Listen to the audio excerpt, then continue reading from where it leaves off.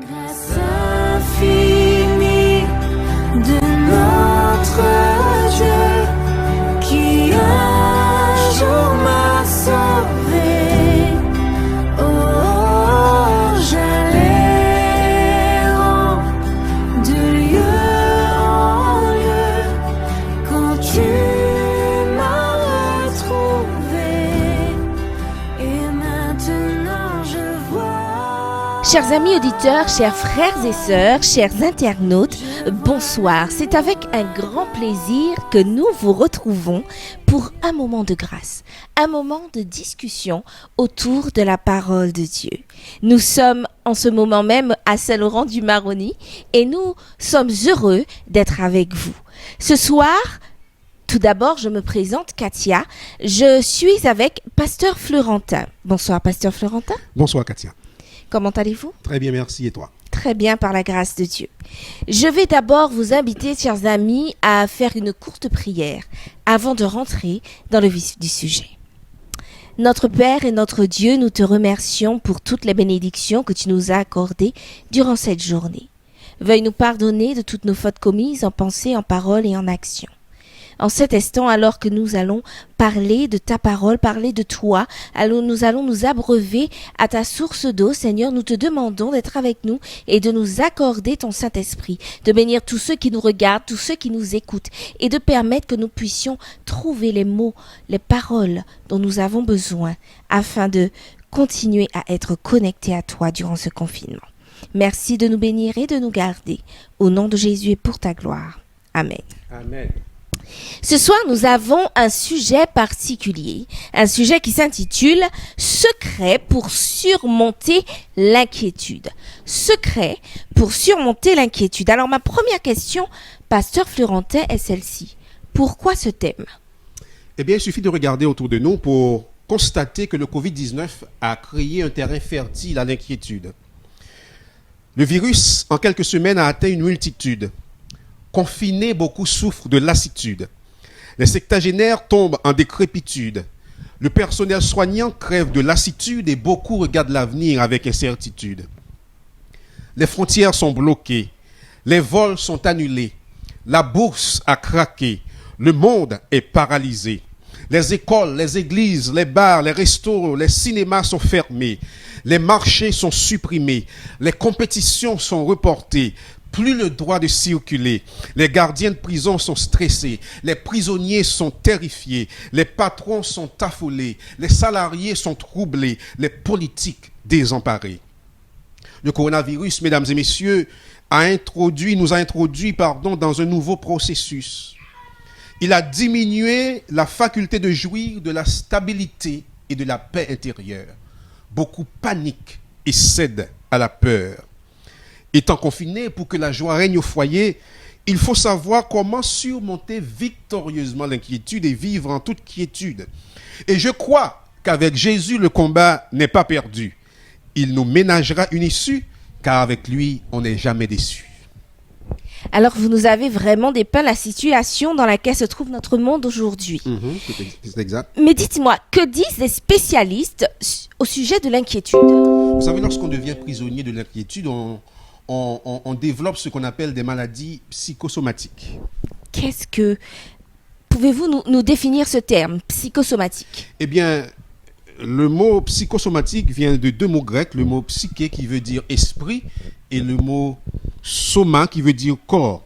Et donc, les maladies psychosomatiques désignent tout simplement les troubles physiques occasionnés ou aggravés par des facteurs psychiques. Généralement, ce terme désigne tout ce qui concerne les effets de l'esprit sur le corps humain. Cela veut dire que les maladies que nous avons dans notre corps proviennent de notre état mental. Très bien. Alors, je vois que l'inquiétude a des conséquences vraiment désastreuses sur l'organisme. Eh bien, je vais vous parler du docteur Carnegie. Le docteur Carnegie, il a parlé d'un rapport du docteur William McGonigal dans son livre « Comment surmonter l'inquiétude » qui a été écrit en espagnol « Como suprimir las preocupaciones » à la page 37. Et voici ce que déclare le docteur Carnegie. Il dit « Les émotions désagréables, comme celles qui sont entraînées par l'inquiétude et la peur, peuvent renverser l'équilibre du calcium dans le corps. Qu'est-ce que cela veut dire? Il faisait allusion tout simplement à un des patients qu'il avait dont les dents avaient été saines jusqu'à ce qu'il soit saisi par l'inquiétude devant la maladie soudaine de sa femme. Et on a remarqué qu'au cours des 3 semaines qui ont suivi la maladie de sa femme où elle était hospitalisée, le mari a développé 9 caries. Ces caries étaient dues à l'inquiétude. Ellen White, elle aussi, déclare dans le ministère de la guérison à la page 207, elle dit « L'état d'esprit influe beaucoup plus qu'on ne le croit sur les maladies mentales. Bien des maladies sont dues à la dépression mentale, elle dit-elle. Le chagrin, l'anxiété, la peur tendent à briser les forces vives et à provoquer l'affaiblissement et la mort. Elle dit que nous devons être maîtres et non esclaves des circonstances. Qu'est-ce que cela veut dire? Cela veut dire, mesdames et messieurs, que nous ne devons pas laisser les difficultés de la vie s'amonceler sur notre tête. Nous devons être parmi ceux qui dirigeons les choses. Elle nous invite à prendre les rênes et à avancer. Et nous voyons par là que tant que nous ne savons pas comment surmonter, faire foi à notre inquiétude, nous allons raccourcir notre vie, ou en tout cas nous allons la rendre plus difficile sans que cela soit nécessaire. Il nous faut donc dominer et non être dominé par l'inquiétude. Justement. Comme je le disais tout à l'heure, l'inquiétude a donc des conséquences désastreuses sur l'organisme. Oui, oui. Mais dites-moi, pasteur Florentin, qu'en pense Jésus? S'est-il exprimé au sujet de l'inquiétude? Alors, oui, justement, Jésus s'est exprimé là-dessus parce que beaucoup de spécialistes aujourd'hui proposent des techniques pour surmonter, pour gérer l'inquiétude, et je crois personnellement que le meilleur de ce qui a été dit sur l'art de faire face à l'angoisse et de surmonter l'inquiétude sont sortis des lèvres de notre Seigneur Jésus-Christ. Ce fut l'opinion du docteur William Shadler dans son ouvrage monumental en anglais Modern Psychiatry à la page 760. Il dit ceci, écoutez bien. Il dit: les enseignements de Jésus appliqués à la civilisation moderne, appliqués en toute compréhension et non acceptés d'une manière purement nominale, nous purifieraient, nous élèveraient, nous revitaliseraient de telle manière que la race humaine en viendrait à être constituée immédiatement de nouvel ordre d'être qui posséderait des facultés mentales supérieures et une force morale accrue.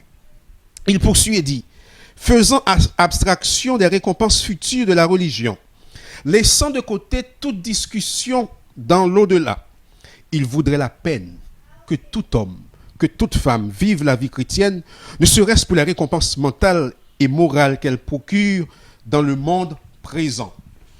Un jour, dit-il, l'homme s'éveillera peut-être au fait que les enseignements du Christ sont puissants pour prévenir et guérir la maladie. Il dit un jour, ce développement scientifique dont nous parlons tellement se mettra en harmonie avec les enseignements de l'homme de Galilée. Quand je lis cela, mesdames et messieurs, je jubile parce que je me rends compte que beaucoup de psychologues et de psychiatres, certains sciemment, d'autres sans en avoir conscience peut-être, s'emparent des conseils de Jésus pour guérir, rétablir la stabilité psychique et émotionnelle de leurs patients, et tout particulièrement les enseignements de Jésus en ce qui concerne le sermon sur la montagne. Et comme il est logique de le supposer, Madame Katia, tous ont des opinions différentes les uns des autres. Certains sont profondément croyants, d'autres sont athées, d'autres sont sceptiques, d'autres sans être athées ne considèrent pas Jésus comme le considèrent les chrétiens. Moi, je respecte les convictions personnelles de chacun. Et c'est pourquoi j'invite les auditeurs ce soir, les téléspectateurs, à mettre à l'épreuve l'efficacité des conseils de Jésus. C'est ce que j'ai fait moi-même, et après les avoir évalués, j'ai décidé de ne plus les abandonner. Mesdames et messieurs, je pourrais vous citer ce soir des psychologues juifs et toutes sortes de psychologues athées ou courants de pensée qui ont reconnu le sublime des enseignements du Christ. Mais au lieu de nous étendre sur ce qu'ils pensent, c'est pas l'objet de la réunion de ce soir, je vous invite donc à lire quelques paragraphes où le grand maître, Jésus-Christ, présente la méthode à suivre pour surmonter l'inquiétude. Dans Matthieu 6, à partir du verset 25, il dit: c'est pourquoi je vous dis, Ne vous inquiétez pas de votre vie, de ce que vous mangerez, ni de votre corps, de ce que vous serez vêtu. La vie n'est-elle pas plus que la nourriture et le corps plus que le vêtement? Regardez les oiseaux du ciel. Ils ne sèment ni ne moissonnent. Ils n'amassent rien dans les greniers. Et votre Père céleste les nourrit. Ne valez-vous pas plus qu'eux? Qui de vous, par ses inquiétudes, peut ajouter une coudée à la durée de sa vie? Et pourquoi vous inquiétez au sujet du vêtement? Considérez comment croissent les lys des champs. Ils ne travaillent ni ne filent. Cependant, je vous dis que Salomon même, dans toute sa gloire, n'a pas été vêtu comme l'un d'eux. Si Dieu revêt ainsi l'herbe des champs qui existe aujourd'hui et qui demain sera jetée au four, ne vous vêtira-t-il pas à plus forte raison, gens de peu de foi? Ne vous inquiétez donc point et ne dites pas, que mangerons-nous? Que boirons-nous? De quoi serons-nous vêtus? Car toutes ces choses, ce sont les païens qui les recherchent. Votre Père céleste sait que vous en avez besoin. Cherchez premièrement le royaume et la justice de Dieu, et toutes ces choses vous seront données par-dessus. Ne vous inquiétez donc point, dit-il, car le lendemain aura soin de lui-même. À chaque jour suffit sa peine. Voici donc la déclaration de Jésus. Eh bien, Jésus était vraiment un précurseur. Oui, tout à fait. Il l'était. Mais quelle est donc la méthode chrétienne pour surmonter l'inquiétude? Vous nous avez dit que Jésus dit effectivement qu'il faut, à chaque jour suffit sa peine. Mais quelle est la méthode, le côté pratique? Alors, Jésus dit, vivons avec sagesse le temps présent. Et pour utiliser l'expression de Carnegie que j'ai mentionnée tout à l'heure, il dit, vivons un jour à la fois. Qu'est-ce qu'on veut dire par là, mesdames et messieurs, chers auditeurs, téléspectateurs? Nous voulons souligner tout simplement le fait que hier est une fleur fanée qui a rempli son but et que l'avenir est un bouton non ouvert dont nous pouvons jouir et dont nous devons soigner la beauté et la fraîcheur. Quelqu'un a dit un jour ceci, il dit « Chaque jour est une nouvelle vie pour l'homme sage. Ne laissez pas hier ruiner aujourd'hui. » Et j'apprécie particulièrement cette phrase de Tagore qui dit « Si tu pleures parce que tu as perdu le soleil, tes larmes t'empêcheront de voir les étoiles. » Vous savez, qu'est-ce qu'il veut dire par là? Il dit tout simplement « Ne laissons pas les ombres du passé régner sur le présent. » Et je pense que nous devrions appliquer le même critère quant à l'avenir, Madame Katia. Certaines choses avec lesquelles nous sommes déjà en accord peuvent nous aider justement à harmoniser le reste. Nous sommes tous d'accord pour reconnaître qu'il n'est pas possible de moissonner le blé avant de l'avoir semé. Tout à fait. Nous sommes tous d'accord qu'il serait illogique de vouloir descendre de l'autobus avant d'y être monté. Nous sommes tous d'accord qu'il serait déraisonnable de vouloir prendre le dernier virage là devant avant de l'avoir atteint. Que nous ne pouvons pas gravir une côte avant d'arriver au bas de la colline. Quoi que nous fassions, notre vue ne s'étend pas au-delà de l'horizon, mesdames et messieurs. Alors, pourquoi vouloir résoudre aujourd'hui des problèmes qu'il convient d'aborder demain ou se charger à présent des difficultés qui appartiennent à l'avenir? En agissant ainsi, nous ne sommes pas justes avec la vie, ni loyaux envers nous-mêmes. Car le désir de vouloir vivre le lendemain avec ses fatigues et ses difficultés ne nous permettra pas justement de mener à bien nos responsabilités présentes. Dites-moi, si je comprends bien, pour surmonter l'inquiétude, il faut vivre un jour à la fois. Tout à fait. En vivant un jour à la fois, en vivant sagement la journée d'aujourd'hui, nous établissons le fondement solide que mérite l'avenir. Madame Katia, dites-moi, si le jeune homme, si la jeune femme, en écoutant des lèvres de son prétendant, pensait au nombre d'assiettes qu'elle aurait à laver, au nombre de repas qu'elle aurait à cuisiner, au nombre de chemises qu'elle aurait à repasser pendant 40 ans de mariage, je suis sûr que la plus courageuse s'évanouirait. Mais le problème ne se pose pas parce que elle se dit chaque jour, elle fera le repas, ou bien la vaisselle, ou bien le repassage, et c'est là une tâche possible. De même, mesdames et messieurs, Dieu, notre Seigneur, nous donne la vie d'un jour à l'autre, un jour à la fois, car nous faisons face chaque jour aux éventualités du moment. Vouloir vivre l'avenir revient à vouloir voler à Dieu une vie qui ne nous appartient pas encore, alors que nous ne savons même pas si nous pourrons la vivre. Robert Louis Stevenson s'exprimait ainsi. Il disait « Tout le monde peut supporter son fardeau, aussi dur qu'il soit, jusqu'à la nuit. Tout le monde peut faire son travail, aussi dur qu'il soit, au cours de la journée. Tous peuvent vivre doucement, patiemment, avec amabilité et pureté, jusqu'à ce que le soleil se couche. Et c'est là tout ce que la vie signifie vraiment. » En d'autres termes, mesdames et messieurs, une étude consciencieuse de la vie nous permettra de découvrir que sur 10 problèmes qui s'annoncent à l'horizon de notre existence, 7 disparaîtront avant même que nous les atteignions, un sera résolu de bonne heure le lendemain matin, un n'aura pas de solution, un et un seulement nous appartient de le résoudre aujourd'hui, et c'est à cela que nous devons nous appliquer. Quelle était l'intention de Jésus lorsqu'il a déclaré « Ne vous inquiétez pas du lendemain, car le lendemain aura soin de lui-même, à chaque jour suffit sa peine. » Lorsque Jésus a déclaré « Ne vous inquiétez pas du lendemain, car le lendemain aura soin de lui-même, à chaque jour suffit sa peine », il voulait retirer, mesdames et messieurs, ces 90%, je pèse mes mots, 90% du fardeau fictif que nous portons et qui nous épuise au point que nous sommes incapables de résoudre sagement nos difficultés réelles.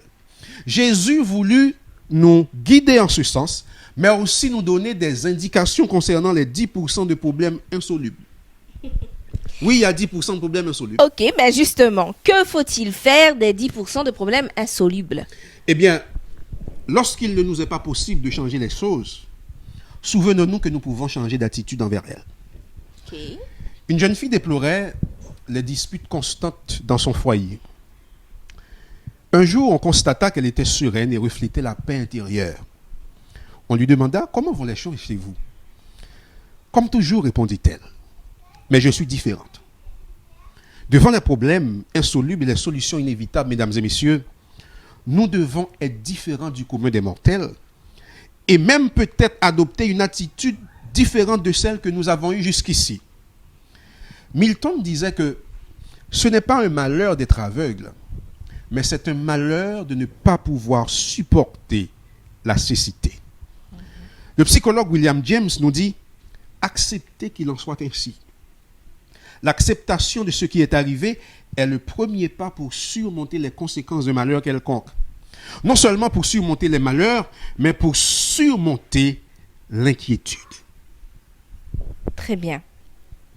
Justement, que se passe-t-il lorsque nous cessons de lutter contre l'inévitable? Elsie McCormick s'est penchée là-dessus. Elle a dit ceci. Lorsque nous cessons de lutter contre l'inévitable, nous libérons une énergie qui nous permet de créer une vie nouvelle, une vie plus riche. D'autre part, ces énergies auparavant dépensées inutilement pour lutter contre l'impossible nous permettront de trouver une solution aux problèmes qui sont à notre portée, et ceci aussi sera une source d'encouragement. On raconte l'histoire d'un photographe, Youssouf Karch, un grand photographe célèbre qui s'est trouvé un jour au Vatican pour photographier et pour prendre le portrait du pape Jean XXIII avec son évêque Fulton Sheen. Et pendant que Karch préparait son appareil, le pape s'est retourné vers son évêque et lui dit « Tu sais, Sheen, Dieu savait depuis 77 ans que je serais pape un jour. Pourquoi ne m'a-t-il pas fait un peu plus photogénique ?»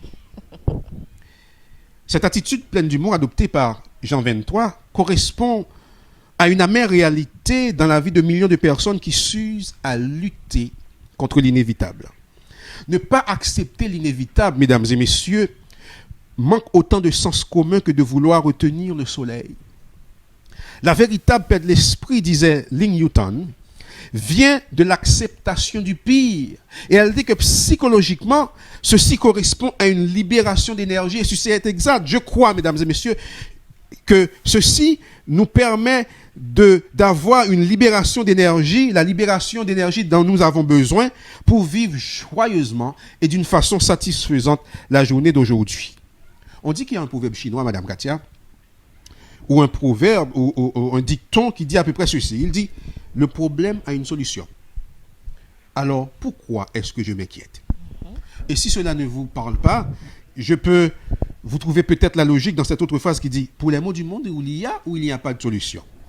S'il y en a, mets-toi à sa recherche et ne sois pas insensé. » J'aimerais attirer votre attention, Madame Katia, sur le fait qu'après avoir parlé de la confiance avec laquelle nous devrions affronter la vie, Jésus dit ceci. Écoutez bien, chers auditeurs, chers téléspectateurs. Il dit « Qui de vous, par ses inquiétudes, peut ajouter une coudée à la durée de sa vie?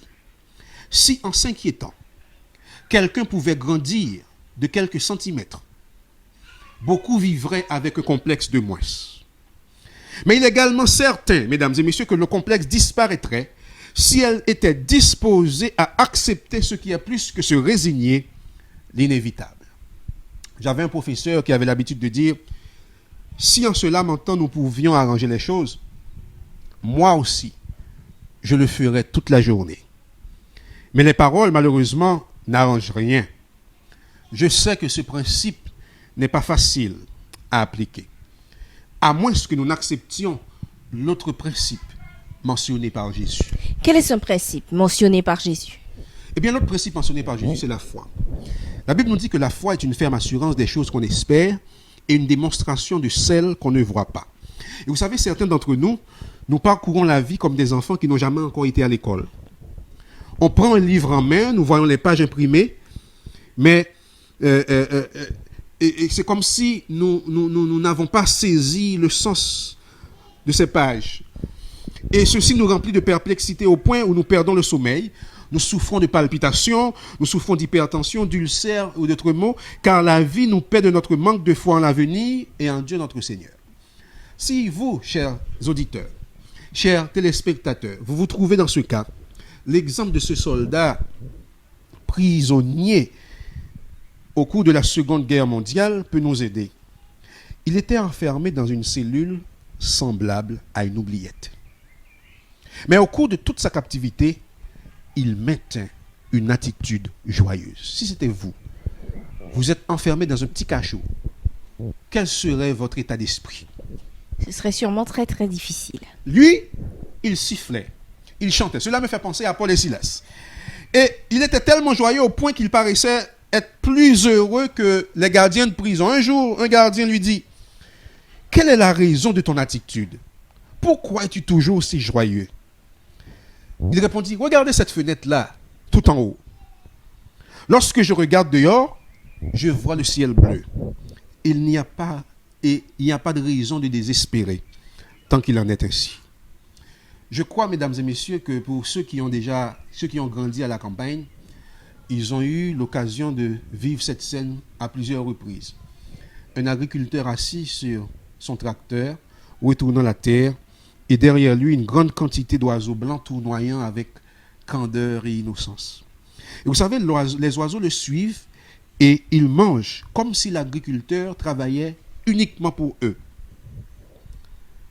Et il est certain qu'à l'époque des semailles, les agriculteurs, les fermiers n'aiment pas être suivis par les oiseaux, mais ceux-ci ne l'en suivent pas moins, comme si le fermier, l'agriculteur, était uniquement préoccupé à leur procurer de la nourriture.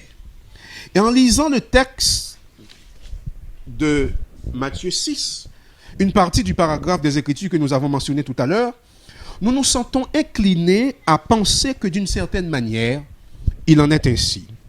Relisez pour moi, Madame Katia, Matthieu 6 à partir du verset 25 jusqu'au verset 33. C'est pourquoi je vous dis, ne vous inquiétez pas pour votre vie de ce que vous mangerez, ni pour votre corps de quoi vous serez vêtus. La vie n'est-elle pas plus que la nourriture et le corps plus que les vêtements? Regardez les oiseaux du ciel. Ils ne sèment ni ne moissonnent et ils n'amassent rien dans des greniers. Et votre Père céleste les nourrit. Ne valez-vous pas beaucoup plus qu'eux? Qui de vous, par ses inquiétudes, peut ajouter une coudée à la durée de sa vie? Et pourquoi vous inquiétez au sujet du vêtement? Considérez comme les lys des champs, ils ne travaillent pas. Cependant, je vous dis que Salomon même, dans toute sa gloire, n'a pas été vêtu comme l'un d'eux. Si Dieu revêt ainsi l'herbe des champs, qui existe aujourd'hui et qui demain sera jetée au four, ne vous vêtira-t-il pas à plus forte raison, gens de peu de foi? Ne vous inquiétez donc point et ne dites pas que mangerons-nous, que boirons-nous, de quoi serons-nous vêtus? Car toutes ces choses, ce sont les païens qui les recherchent. Votre Père céleste sait que vous en avez besoin. Cherchez premièrement le royaume et la justice de Dieu, et toutes ces choses vous seront données par-dessus. Amen. Amen. Le secrétaire d'Olivier Cromwell, qui était un homme très important, a dû apprendre cette leçon. Il fut envoyé en Europe pour une mission très importante.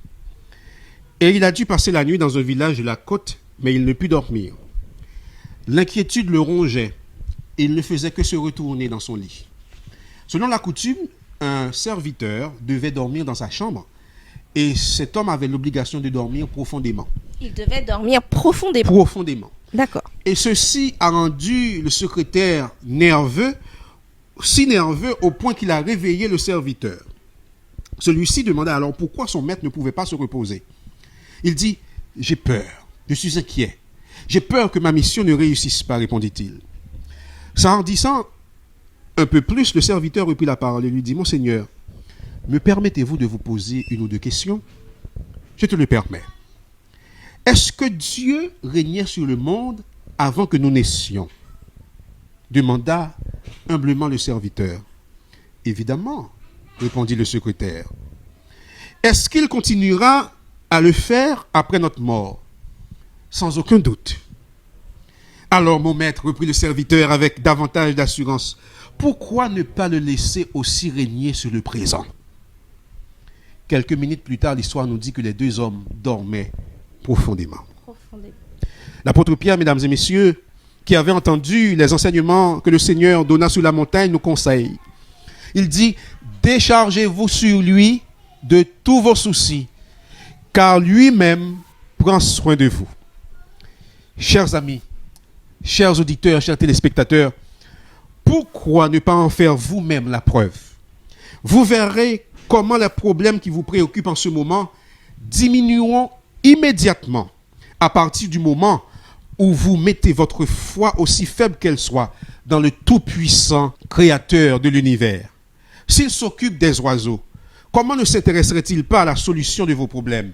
Le Seigneur attend seulement que vous ayez foi en lui et que vous le laissiez œuvrer puissamment en votre faveur. Mesdames et messieurs, vivons avec une foi entière en Dieu. Vivons un jour à la fois. Acceptons l'inévitable. Souvenons-nous que tout problème, aussi angoissant qu'il soit, passera. Nous serons alors désormais débarrassés de l'inquiétude et nous pourrons jouir de la paix de celui qui prend soin de nous. Je vous remercie. Merci, pasteur Florentin, pour ces paroles réconfortantes au sujet de l'inquiétude. Nous savons aujourd'hui que nous n'avons pas besoin de nous inquiéter, mais qu'il nous faut juste rechercher notre Père céleste qui, lui, pourra nous donner la paix dont nous avons besoin. Avant de nous quitter, chers amis, nous allons simplement prier Dieu afin qu'il nous accorde son Saint-Esprit et sa présence. Pasteur Florentin, pouvez-vous faire cette prière? Notre Dieu, notre Père, à qui irions-nous si ce n'est qu'à toi? Dans ce monde troublé, dans ce monde où tout va mal, nous pouvons nous tourner vers toi pour avoir la paix, la sérénité. Tu nous as donné dans ta parole tous les éléments nécessaires pour surmonter l'inquiétude. Nous te demandons, ô Dieu, de t'accorder à chacun de nous ton Saint-Esprit, afin que nous puissions chaque jour garder les yeux fixés sur toi. Et peu importe ce qui se présentera devant nous, peu importe la manière dont la vie se profilera, Seigneur, nous continuerons à te faire confiance, nous continuerons à avoir la paix parce que tu fais toutes choses bonnes pour tes enfants. Seigneur, tu dis que tu connais les projets que tu as formés pour nous, projets de paix et non de malheur, afin de nous donner un avenir et de l'espérance. Permets-nous, Seigneur, de nous appuyer lourdement sur cette promesse. Et alors que nous attendons ton retour, où nous serons libérés de tout stress, de toute angoisse, de toute inquiétude, garde-nous dans le creux de tes mains. Et permets-nous, Seigneur, de toujours rester attachés à toi. Nous t'avons prié au nom de Jésus. Amen. Amen. Merci, pasteur Florentin. À très bientôt. Bien sûr, toujours de Saint-Laurent-du-Maroni et que Dieu vous bénisse. Merci, Dieu vous bénisse et à très bientôt.